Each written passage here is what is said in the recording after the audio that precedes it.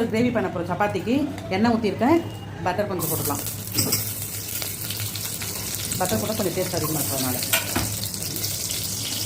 ஒரு பட்டை, ஒரு ஏலக்காய், கிராம்பு, சாறு, சோம்பு, வெங்காயம்,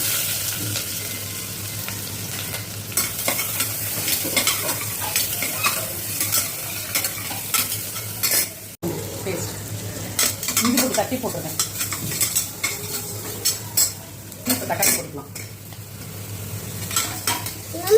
மஞ்சத்தூள், காஷ்மீர் சில்லி, குழம்பு மிளகாத்தூள். மிளகாத்தூள் தனியாக தூள் ஆட் பண்ணிக்கலாம். நான் மிளகாத்தூள் குழம்பு மிளகாத்தூளே போட்டுப்பேன். நல்லா வதங்கிச்சு. ஊற வச்சுட்டு பச்சை பயிரை போட்டுருவேன்.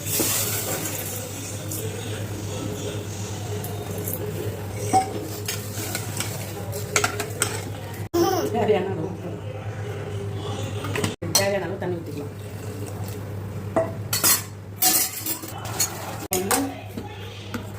இதில் பாதாம், தயிர், முந்திரி அரைச்சி வச்சுருக்கேன்.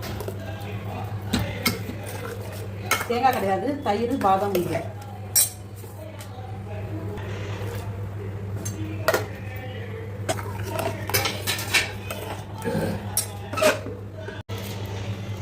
கொத்தமல்லி,